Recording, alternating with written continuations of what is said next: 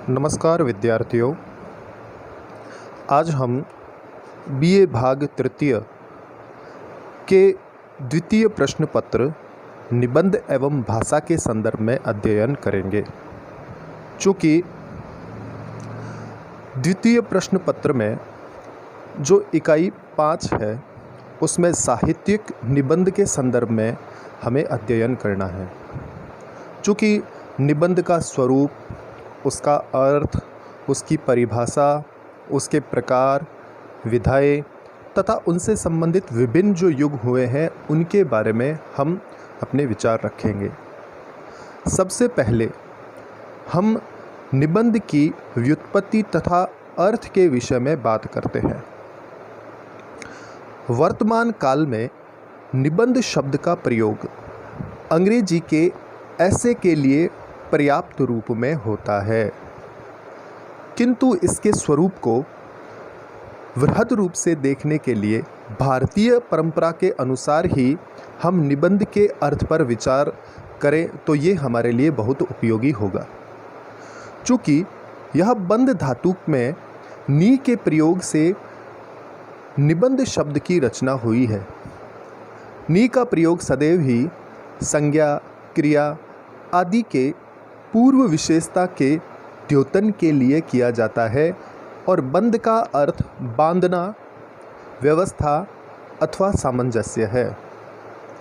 इसलिए निबंध शब्द का अर्थ हुआ कि विशेष रूप से बांधना अथवा सामंजस्यपूर्ण व्यवस्था करना।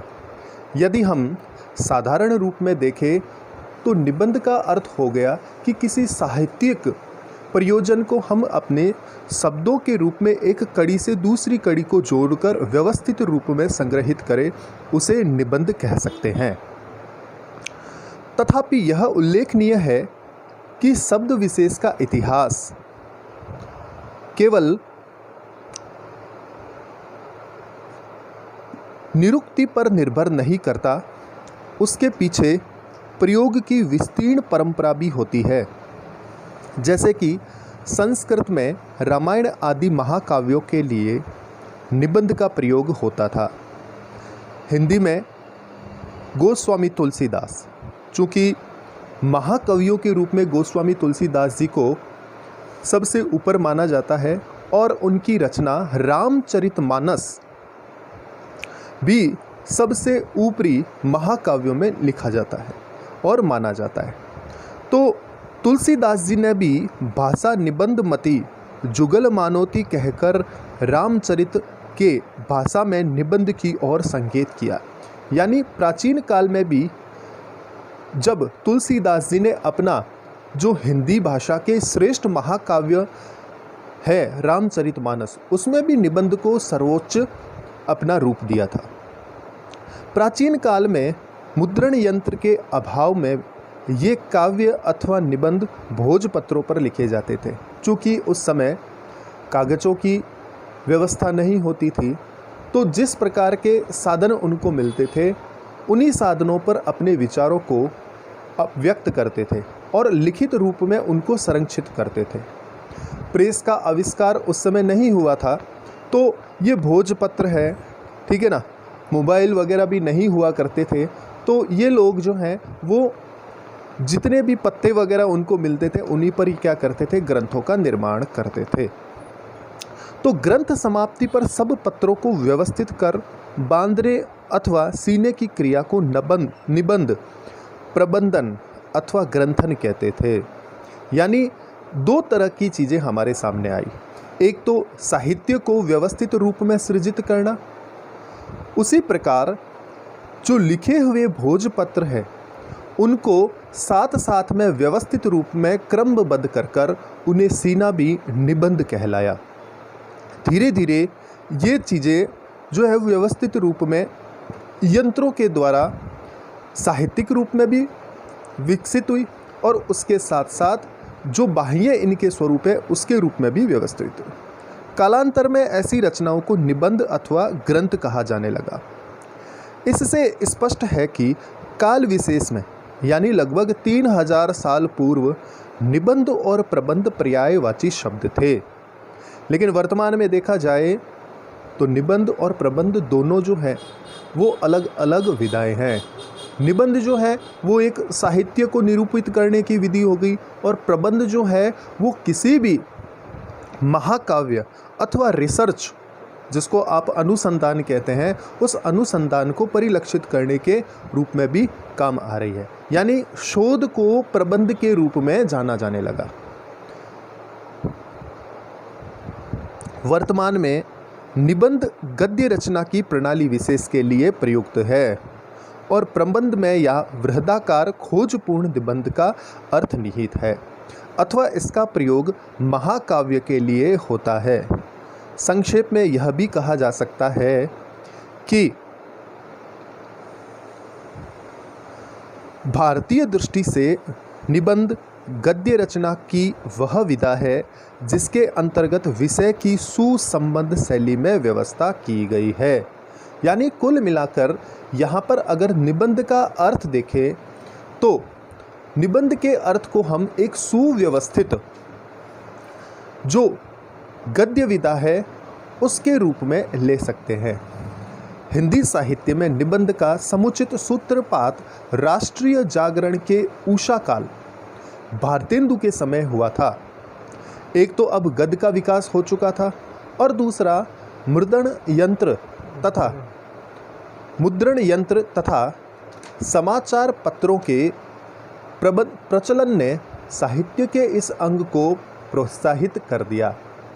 इसके अतिरिक्त भारतेंदु युग के साहित्यकार पर विविधमुखी दायित्व था, जिसकी पूर्ति गद्य साहित्य के अन्य अंगों की अपेक्षा निबंध के द्वारा सहज तथा सबल रूप में हो सकता था। तत्कालीन सामाजिक तथा राजनीतिक चेतना ने इस युग में निबंध साहित्य को भारतेंदु युग, द्विवेदी युग, शुक्ल युग तथा शुक्लोत्तर युग में विभाजित करके क्रमात्मक रूप में इसका अध्ययन किया। ठीक है ना। तो ये व्यक्तिगत निबंध के रूप में जाने लगे। ठीक है, ये व्यक्तिगत मानदंडों के रूप में है, जिसमें निबंध की विधा को 4 भागों में बांटा था, है ना। भारतेंदु युग, द्विवेदी युग, शुक्ल युग तथा शुक्लोत्तर युग में विभाजित किया।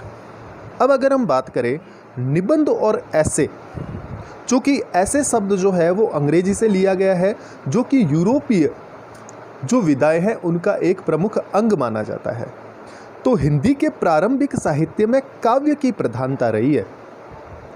गद्य का रूप प्रायः संवत 1900 के उपरांत स्थिर हुआ। उससे पहले पद्य को सबसे ज़्यादा महत्व दिया जाता था। जो प्राचीन कवि थे, प्राचीन कवियों में जैसे चंद्रबरदाई है, उसके पश्चात सूरदास है, मीरा है, इनकी जो विदाई है उनके सबको महत्व दिया जाता था, जबकि पद्य भाग जो है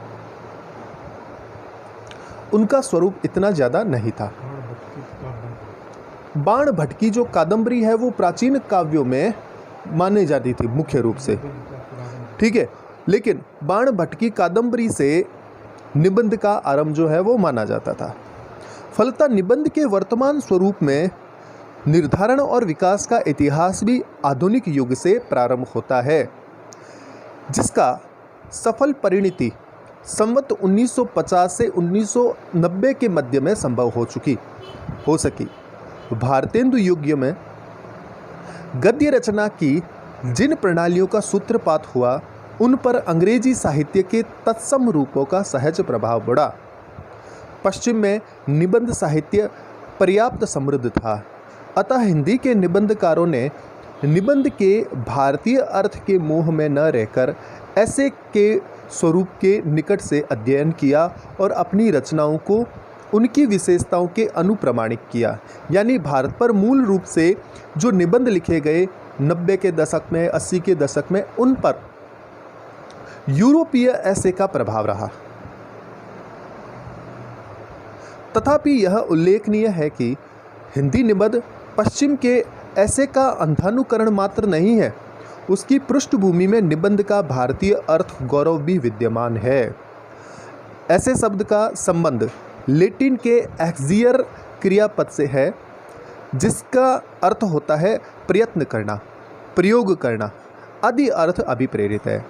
फलतः ऐसे में विषय निरूपण का प्रयास रहता है, जिसका स्वाभाविक फल यह है कि निबंधकार की दृष्टि सुसंबद्ध एवं व्यवस्थित शैली पर केंद्रित नहीं हो पाती। यूरोप में निबंध कला का जन्म यूनान और रोम में हुआ था, जो कि भूमध्य सागरीय क्षेत्रों के पास अवस्थित है, किंतु इस रचना प्रणाली का विशेष विकास न हो सका।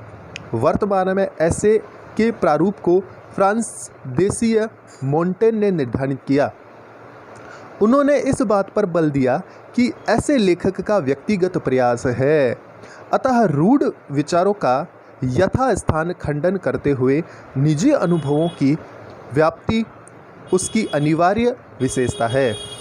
बाबू श्याम सुंदर दास ने मोंटेन की निबंध कला पर विचार करते हुए पाश्चात्य ऐसे के स्वरूप का इन शब्दों में कथन किया कि व्यापक सहानुभूति और आत्मीयता के वातावरण के साथ व्यक्तिगत और स्वानुभूति के विचार की नैसर्गिकता उनमें रहती है। कल्पना की सहायता से लेखक एक विषय से दूसरे का सूत्र पकड़कर आगे बढ़ता और अनेक खंड चित्रों को सृष्टि करता है। उन अनेक खंड चित्रों में समन्वय की एक संकलित धारा भी रहती है। यही पाश्चात्य देशों की निबंध रचना का आदर्श स्वरूप है। तो उपयुक्त विवेचन के आधार पर यह कहा जा सकता है कि व्युत्पत्ति की दृष्टि से निबंध और ऐसे के स्वरूप में पर्याप्त अंतर है। जहाँ निबंध में यह अभिप्रेत है कि भावों अथवा विचारों का नियोजन सुसंबद्धता और भौतिकता एवं निर्व्यक्तिक के आधार पर किया जाए, वहाँ ऐसे में व्यक्तिगत प्रतिक्रियाओं को स्वतंत्र चित्रण के कारण असंबद्धता और विशृंखलता के लिए भी पर्याप्त अवकाश रहा। अंग्रेजी के प्रसिद्ध निबंधकार डॉक्टर जॉनसन के अनुसार निबंध मन की शिथिल उर्मी है, जिसमें नियम पालन एवं सुसंबंध के स्थान पर अव्यवस्था एवं असंबद्धता की व्याप्ति रहती है।